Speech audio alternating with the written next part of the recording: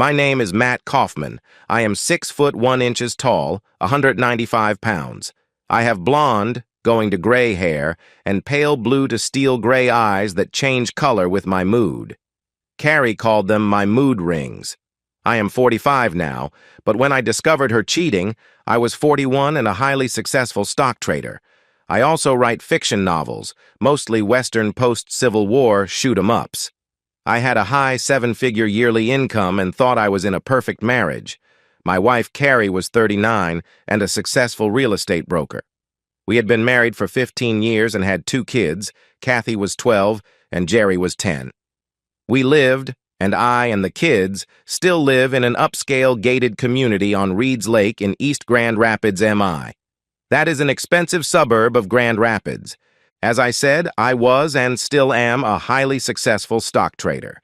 I have a surprisingly good ability to pick stocks that have a short-term gain. I am right about 35% of the time. I started with penny stocks and found out that it was a head rush to take a stock whose price could be less than $5 and watch it explode upward in price. When you were buying at that price, even one winner out of 4 was profitable. I was much better than that. Just one example. I bought 500 shares of a small pharmaceutical company that discovered a possible breakthrough cancer drug. I paid $2.45 per share for a total investment of a little over $1,200, and the company was bought out by one of the big pharma corporations at $52 a share.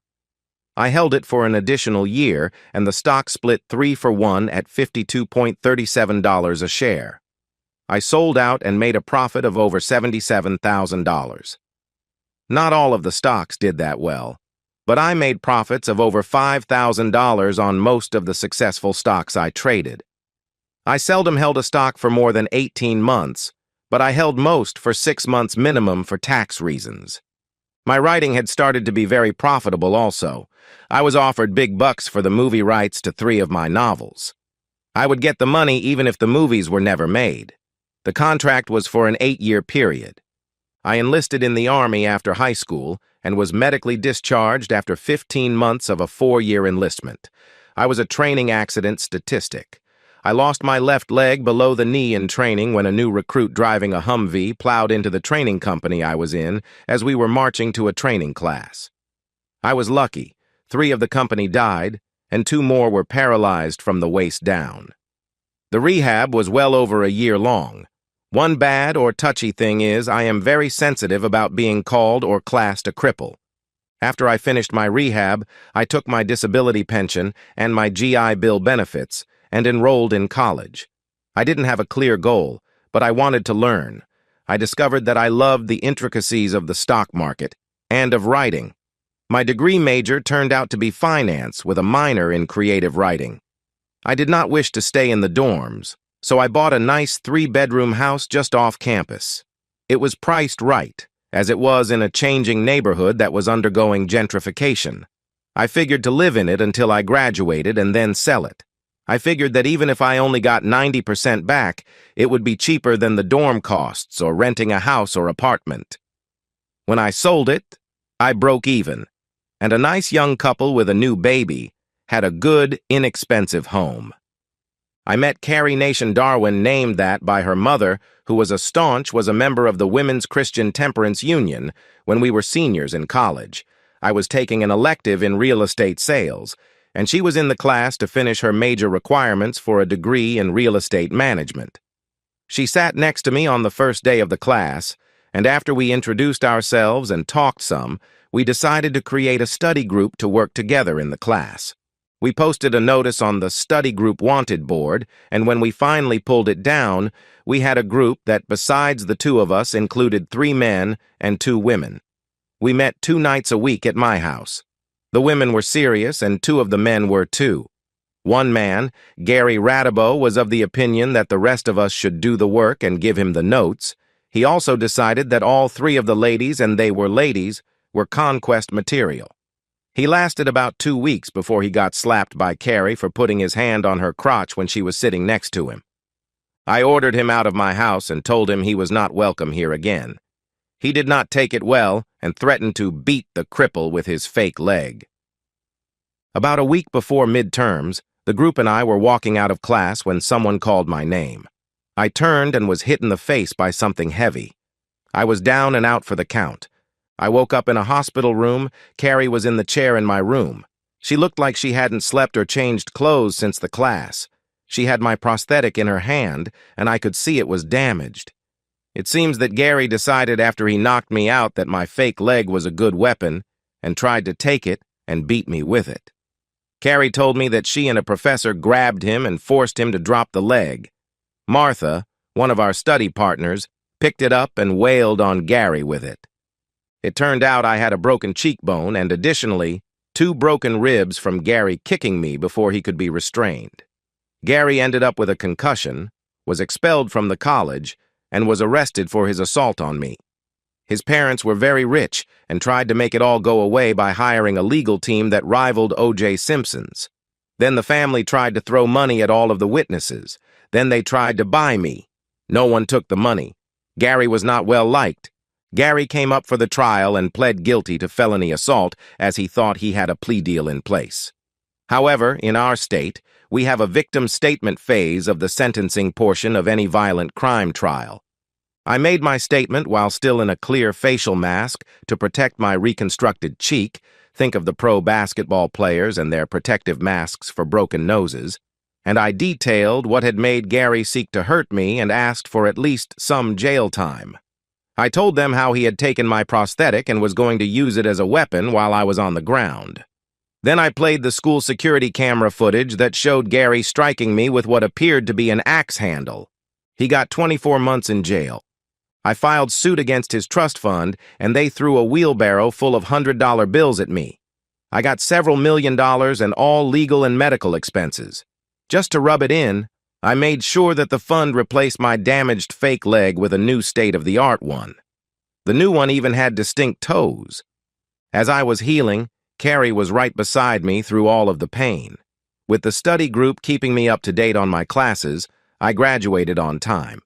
After graduation, I bought an apartment building in the downtown business district. After I bought it, several tenants expressed a desire to have the building go condominium. I filed the papers, and when the smoke cleared, I made another bundle and had the penthouse condo for myself. Carrie got her real estate sales license, and I got a job in a brokerage house. We dated for 6 months, and I asked her to marry me. She said yes. We decided to have the wedding planned for the next spring, and we did the meet and greets of parents and siblings. My family was impressed with Carrie. Her parents were a problem. At least one of them was a problem. Her father shook my hand with a smile on his face. Her mother was a pinched-faced, angry woman who said that she had big plans for her daughter. She told both of us that those plans did not include being married to a cripple. Carrie did not make any protest about her calling me a cripple. I left and did not wait for her.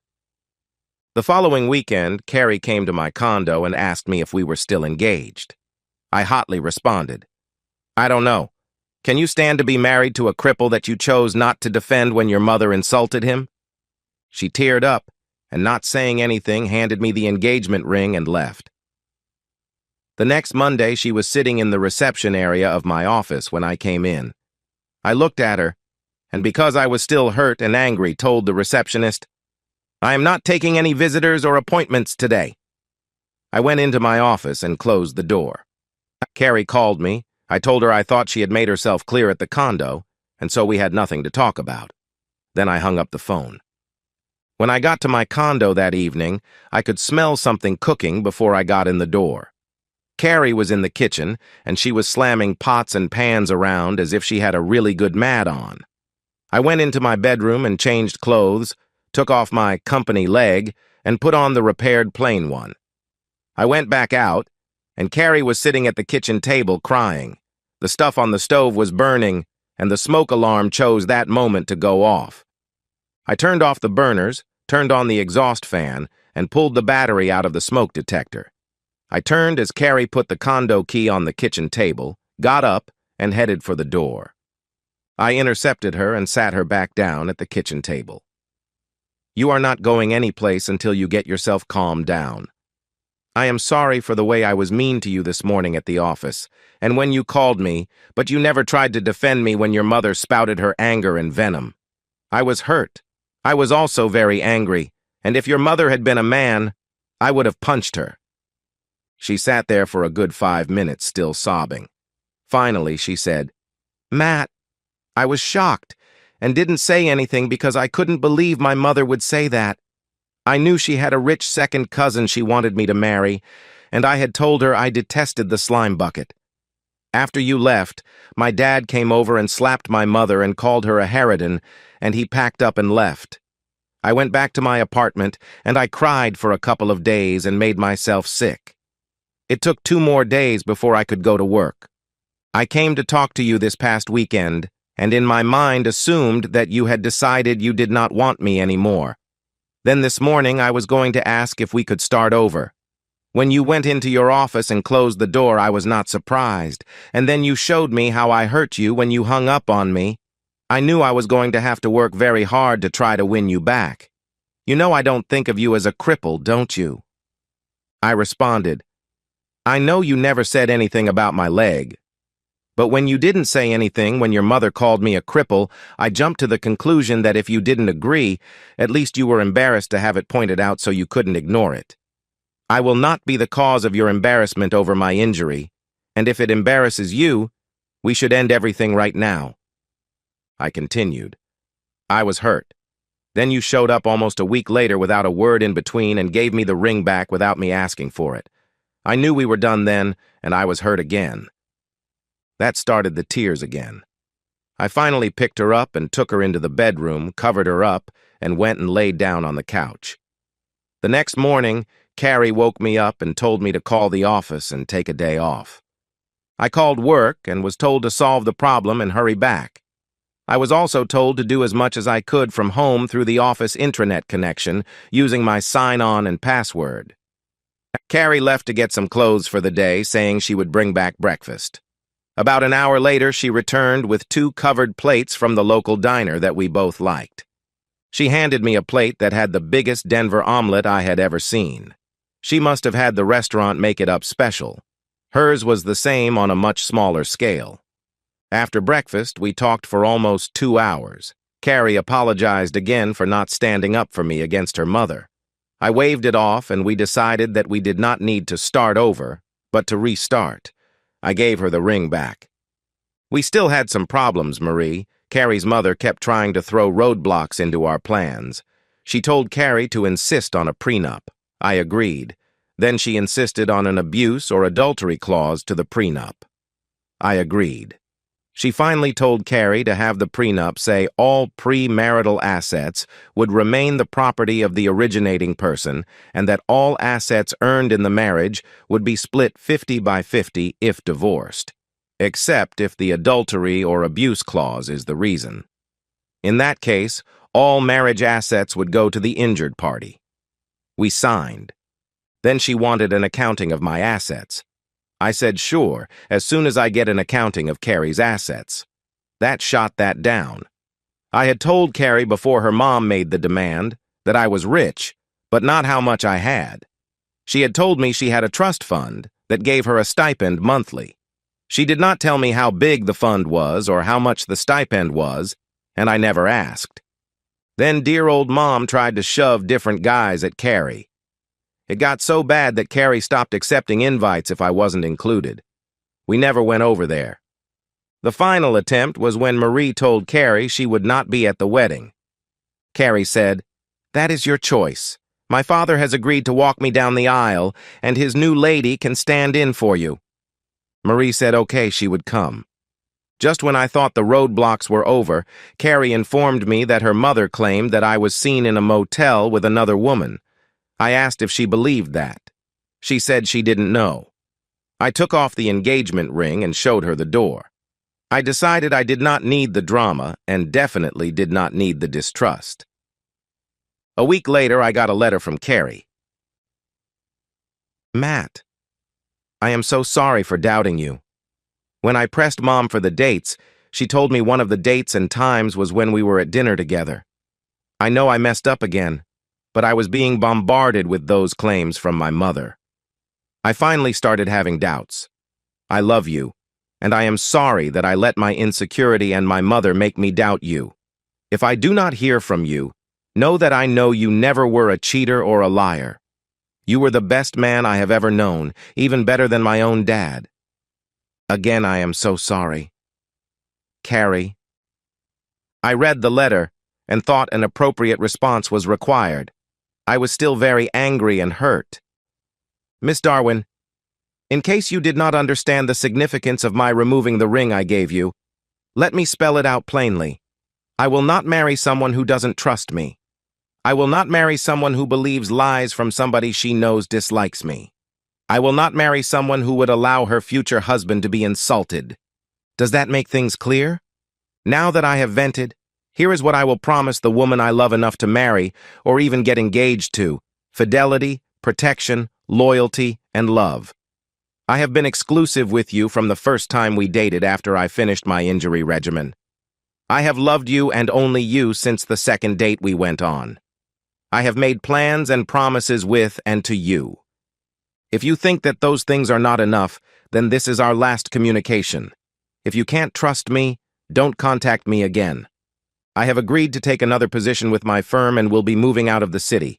I have sold the condo, and as of next Friday, I will be gone. I have left instructions at the office and with my attorney that no one but my immediate family is to be given any information about my new job or its location. I still have to work this week, but please do not try to contact me if you don't trust me.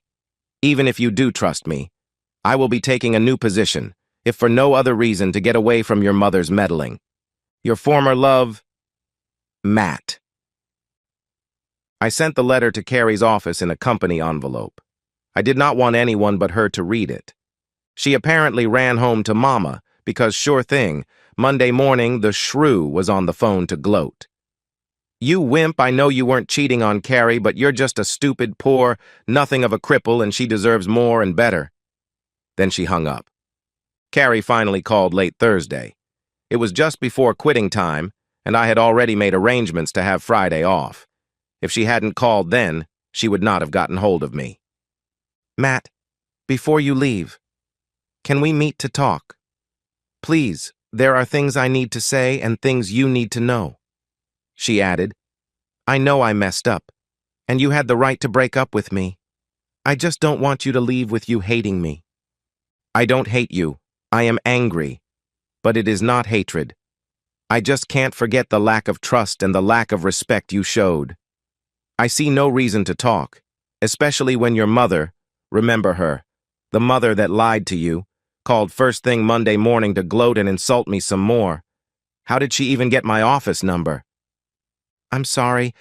I guess that I needed to talk to someone when you took the ring back. I might have left one of your cards at her house. Please don't leave me without us talking face to face, she replied. Okay, I know I shouldn't, but I will meet you at Seymour's pub at 8 tonight. I will talk to you, but I make no promise or even hint that we will get together again. Just remember, I will no longer be around after tomorrow. 8, and if you decide not to show, everything is done. I'll be there. I love you, Matt, and I want you.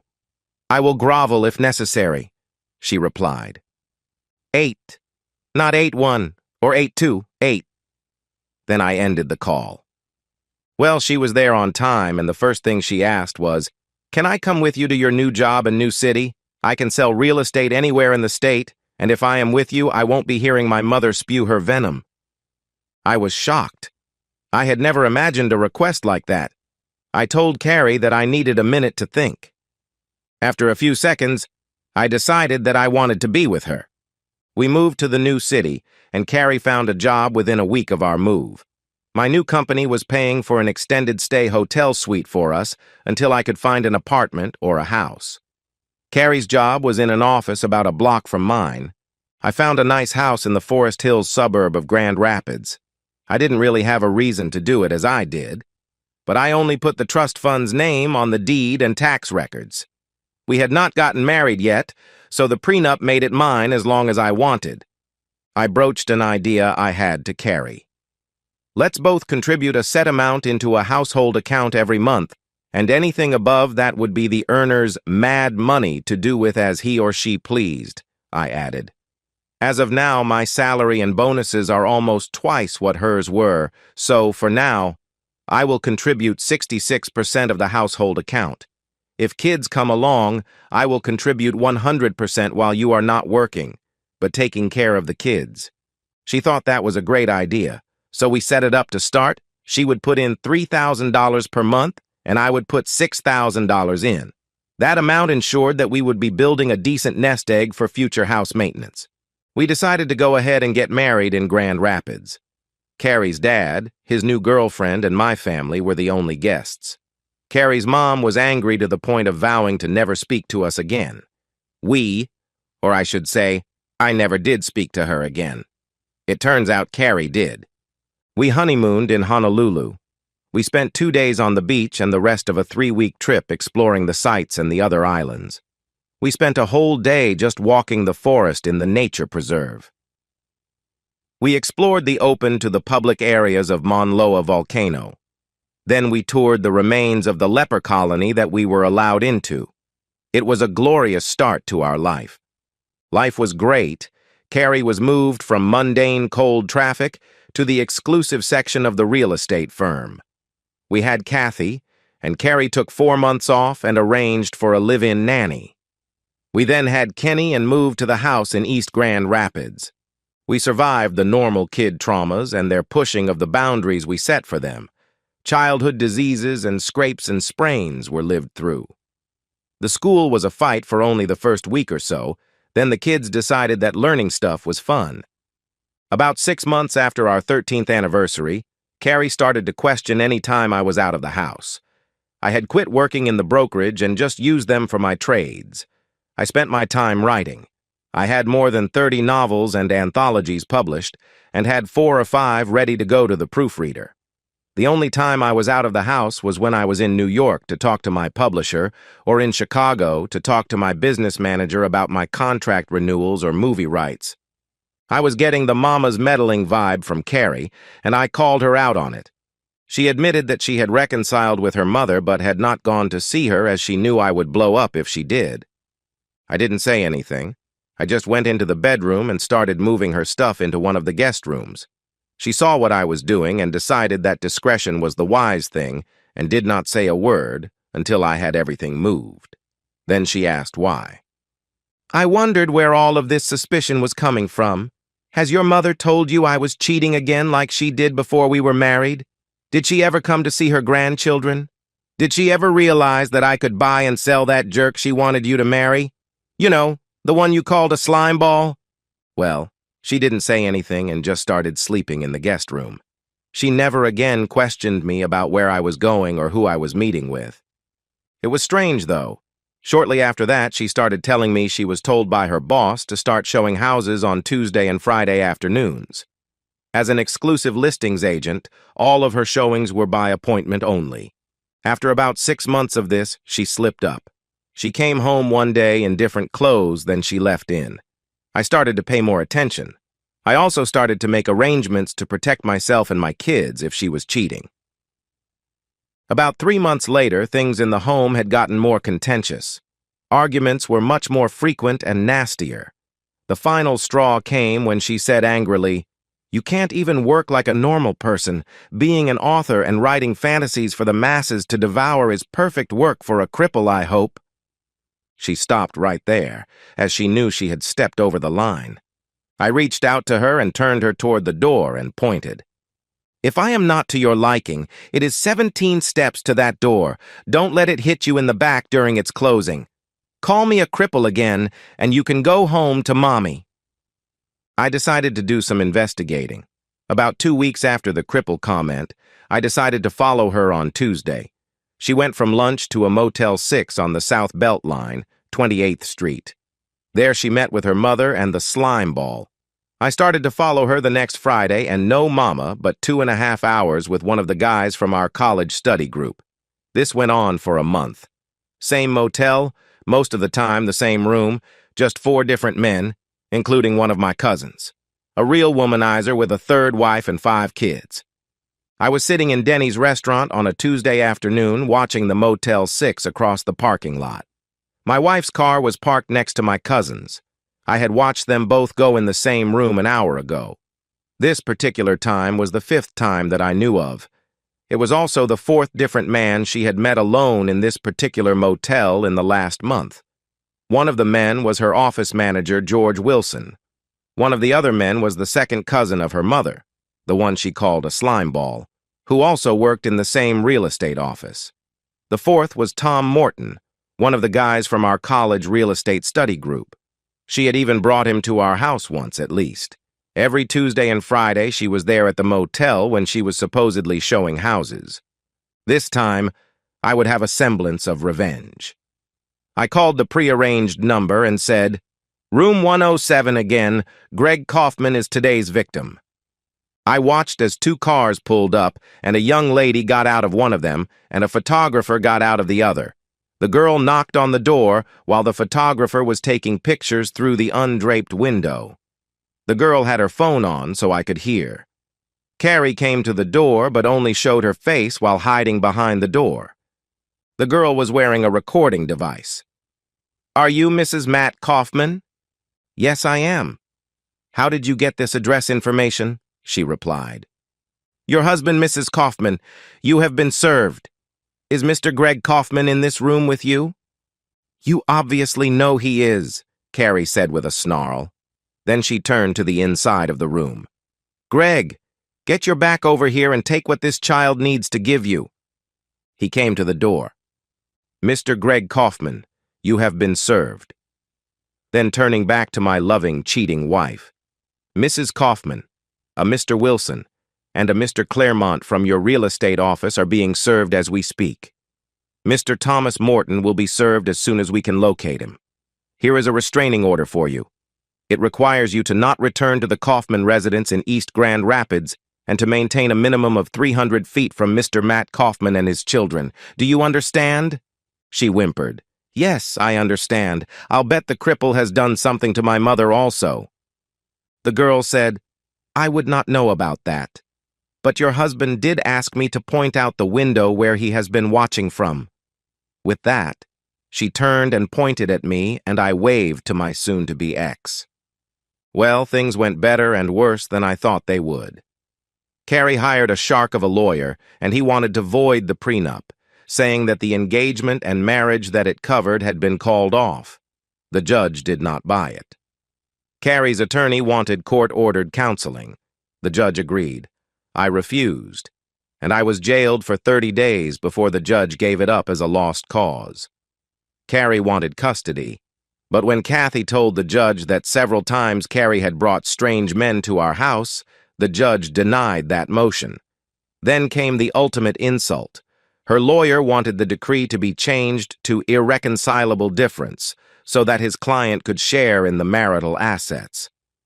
I had my lawyer present all of the photos and reports about her cheating. The divorce was granted, and Carrie did get to keep her personal savings. All other assets became mine only. She got unlimited visitation as long as a court or child service official was present, and she could not take them overnight or out of state. The guys, well, they got what they deserved. Greg was divorced, and his wife took what was left of his assets. The real estate people were all fired, divorced, and could not get a job in our area, so they moved to different states. Tom Morton was never found, and I never pursued it after the divorce. Carrie's mother was ecstatic for about 90 days.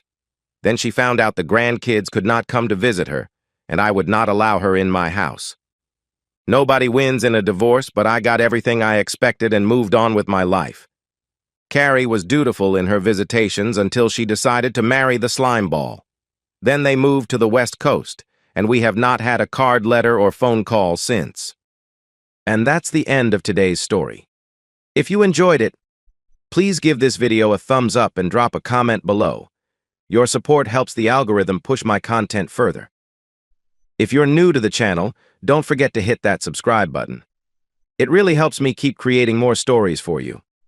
Thanks for watching, and I'll see you in the next one.